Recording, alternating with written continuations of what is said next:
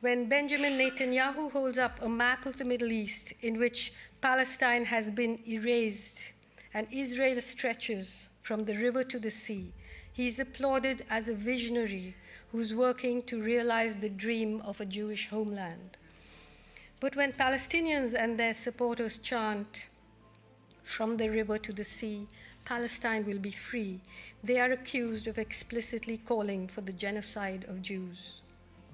And absolutely delighted, and personally, I'm delighted to meet you. Thank you very much for coming.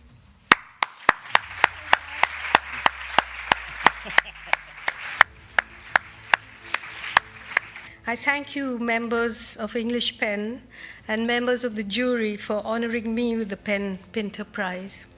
And I'd like to begin by announcing the name of this year's Writer of Courage, who I've chosen to share this award with. My greetings to you, Alaa Abdel Fattah, Writer of Courage, and my fellow awardee. We hoped and prayed that you would be released in September, but the Egyptian government decided that you were too beautiful and too dangerous a thinker to be freed yet. But you are here in this room with us. You are the most important person here. From prison, you wrote, I quote, "My words lost any power, and yet they continue to pour out of me. I still had a voice, even if only a handful would listen." Unquote. We are listening, Alaa, closely. Greetings to you too, my beloved Naomi Klein, friend to both Alaa and me. Thank you for being here tonight. It means the world to me. And greetings to all of you gathered here, as well as to those who are invisible perhaps to this wonderful audience, but as visible to me as anybody else in this room. I'm speaking of my friends and comrades in prison in India, lawyers, academics, students, journalists, Omar Khalid, Gulfisha Fatima, Khalid Saifi, Sharjeel Imam, Rona Wilson, Surendra Gadling, Mahesh Raut. I speak to you too, my friend Khurram Parvez, one of the most remarkable people I know. You've been in prison for 3 years.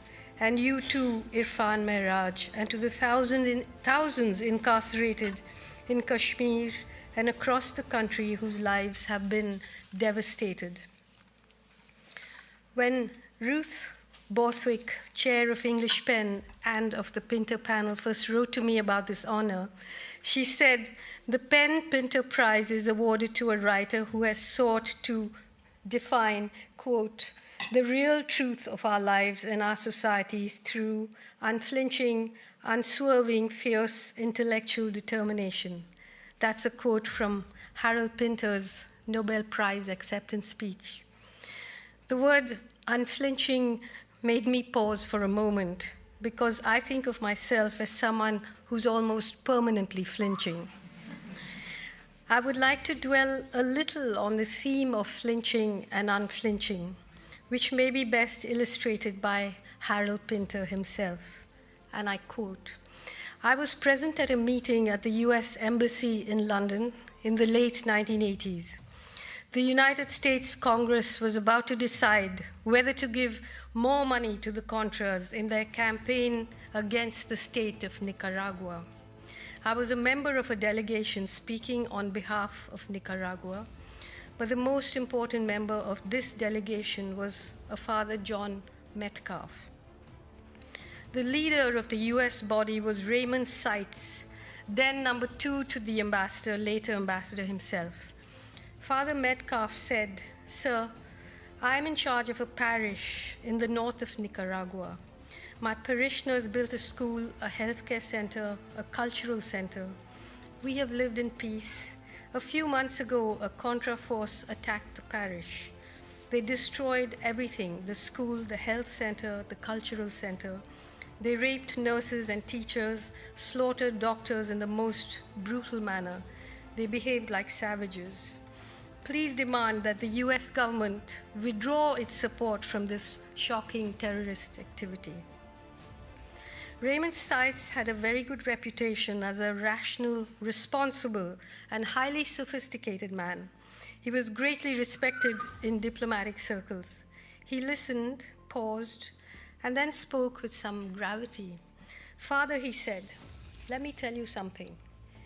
In war, innocent people always suffer." There was a frozen silence. We stared at him. He did not flinch, unquote. Remember that President Reagan called the Contras, quote, the moral equivalent of our founding fathers, a turn of phrase that he was clearly fond of. He also used it to describe the CIA-backed Afghan Mujahideen, who then morphed into the Taliban, and it is the Taliban who rule Afghanistan today, after waging a 20-year-long war against the US invasion and occupation. Before the Contras and the Mujahideen, there was the war in Vietnam and the unflinching US military doctrine that ordered its soldiers to kill anything that moves. If you read the Pentagon Papers and other documents on US war aims in Vietnam, you can enjoy some lively, unflinching discussions about how to commit genocide. Is it better to kill people outright or starve them slowly? Which would look better? The problem that the compassionate mandarins in the Pentagon faced was that, unlike Americans, who, according to them, want, I quote, life, happiness, wealth, power, Asians stoically accept the destruction of wealth and the loss of lives and force America to carry their, quote, strategic logic to its conclusion, which is genocide, unquote. A terrible burden to be borne unflinchingly. And here we are all these years later, more than a year into yet another genocide. The US and Israel's unflinching and ongoing televised genocide in Gaza and now Lebanon in defense of a colonial occupation and an apartheid state. The death toll so far is officially 42,000, a majority of them women and children. This does not include those who died screaming under the rubble of buildings, neighborhoods, whole cities, and whose bodies have not yet been recovered. A recent study by Oxfam says that more children have been killed by Israel in Gaza than in the equivalent period of any other war in the last 20 years. To assuage their collective guilt for their early years of indifference towards one genocide, the Nazi extermination of millions of European Jews, the United States and Europe have prepared the grounds for another. Like every state that has carried out ethnic cleansing and genocide in history, Zionists in Israel, who believe themselves to be the chosen people, began by dehumanizing Palestinians before driving them off their land and murdering them. Prime Minister Menachem Begin called Palestinians two-legged beasts. Yitzhak Rabin called them grasshoppers who could be crushed. And Golda Meir said there was no such thing as Palestinians. Winston Churchill, that famous warrior against fascism, said, "I do not admit that the dog in the manger has the final right to the manger, even though he may have lain there for a very long time," and then went on to declare that a higher race had the final right to the manger.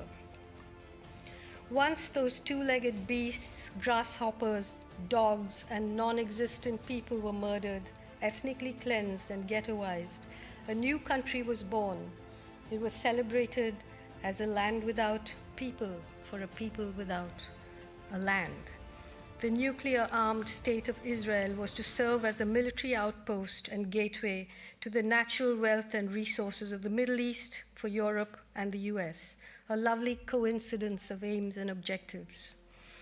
The new state was supported unhesitatingly and unflinchingly, armed and bankrolled, coddled and applauded, no matter what crimes it committed.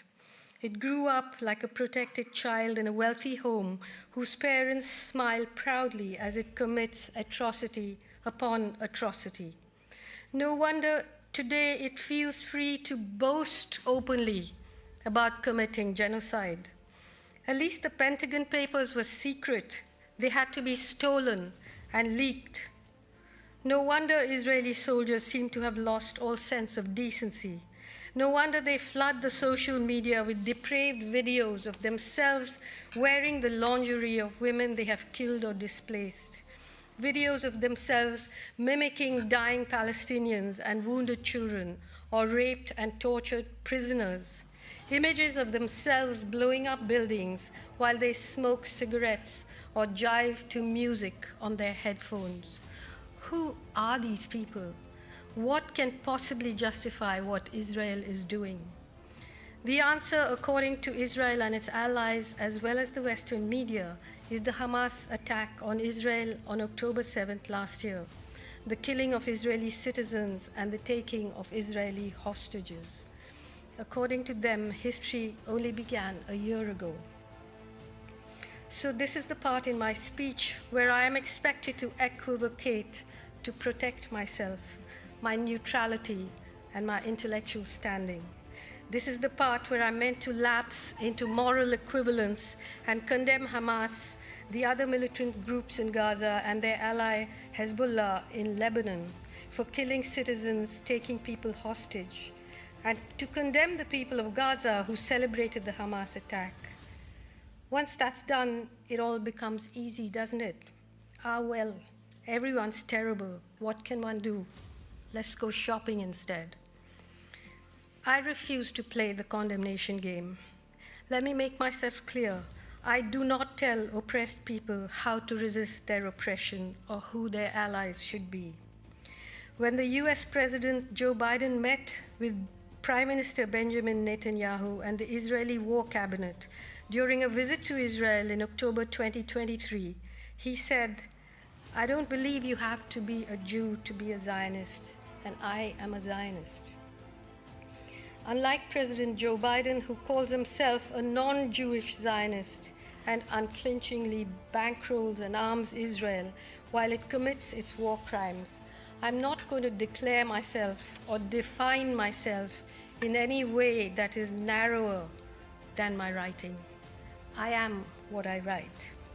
I'm acutely aware that being the writer that I am, the non-Muslim that I am, and the woman that I am, it would be difficult, perhaps impossible, for me to survive very long under the rule of Hamas, Hezbollah, or the Iranian regime.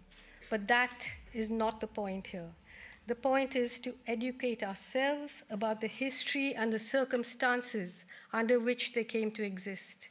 The point is that right now they are fighting against an ongoing genocide. The point is to ask ourselves whether a liberal, secular fighting force can go up against a genocidal war machine. Because when all the powers of the world are arrayed against them, who do they have to turn to but God? I'm aware that Hezbollah and the Iranian regime have vocal detractors in their own countries, some who also languish in jails or who have faced far worse outcomes.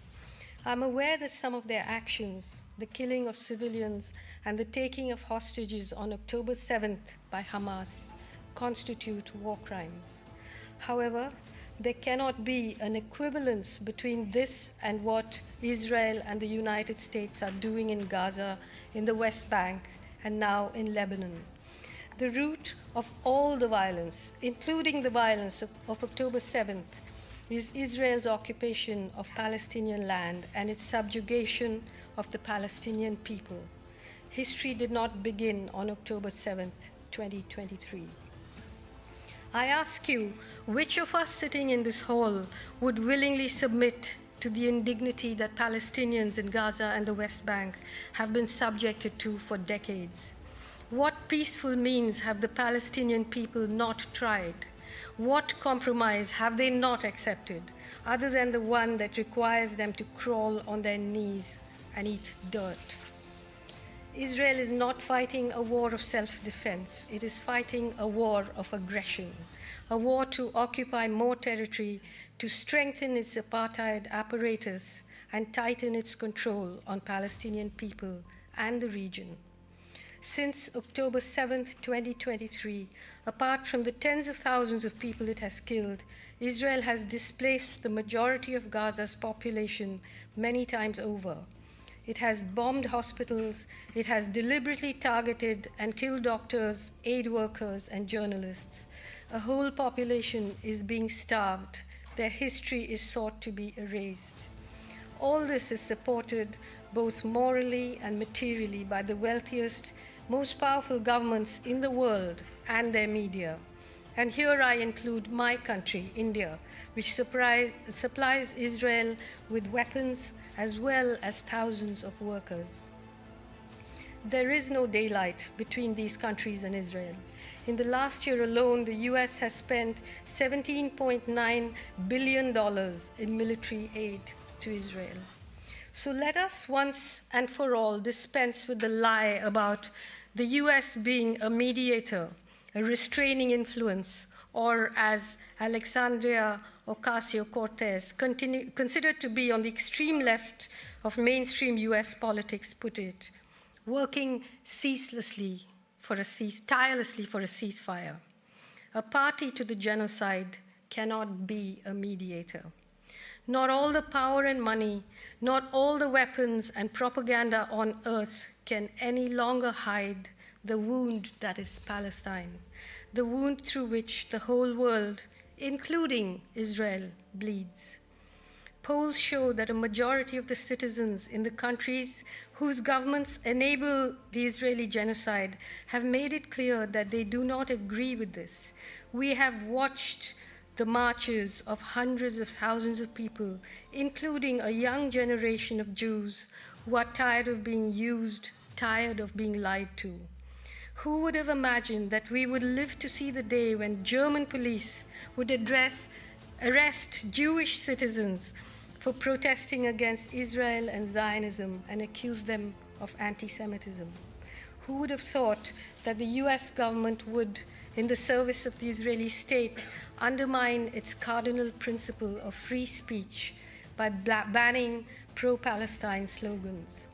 The so-called moral architecture of Western democracies, with a few honorable exceptions, has become a grim laughingstock in the rest of the world. When Benjamin Netanyahu holds up a map of the Middle East in which Palestine has been erased and Israel stretches from the river to the sea, he is applauded as a visionary who's working to realize the dream of a Jewish homeland.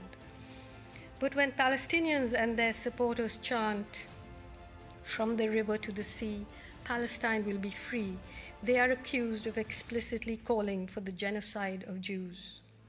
Are they really? Or is that a sick imagination projecting its own darkness onto others? An imagination that cannot countenance diversity, cannot countenance the idea of living in a country alongside other people, equally with equal rights, like everybody else in the world does. An imagination that cannot afford to acknowledge that Palestinians want to be free, like South Africa is, like India is, like all countries that have thrown off the yoke of colonialism are, countries that are diverse, deeply, maybe even fatally flawed, but free. When South Africans were chanting their popular rallying cry, "Amandla, power to the people," were they calling for the genocide of white people? They were not. They were calling for the dismantling of the apartheid state, just as Palestinians are. The war that has begun now will be terrible, but it will eventually dismantle Israeli apartheid. The whole world will be far safer for everyone, including for Jewish people, and far more just. It will be like pulling an arrow from our wounded heart. If the US government withdrew its support of Israel, the war could stop today. Hostilities could end right this minute. Israeli hostages could be freed.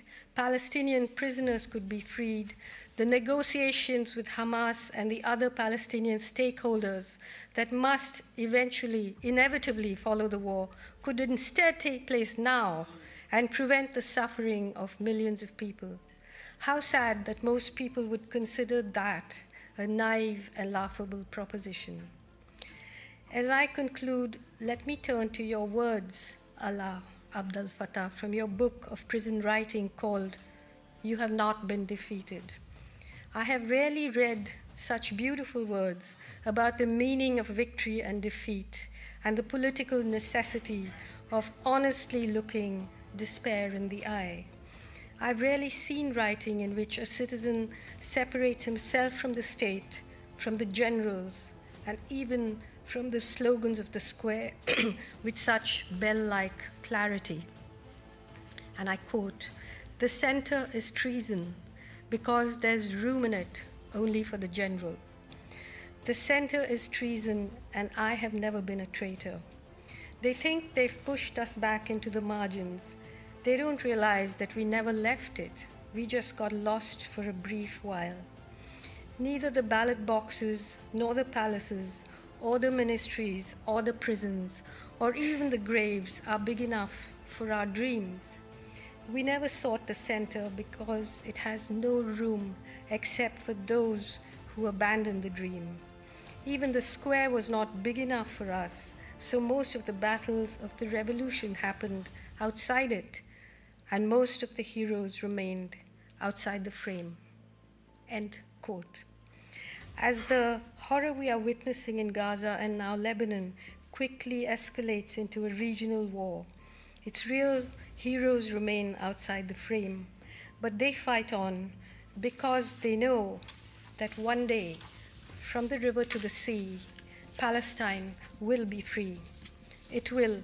Keep your eye on your calendar, not on your clock, because that's how the people, not the generals, but the people fighting for their liberation measure time. Thank you.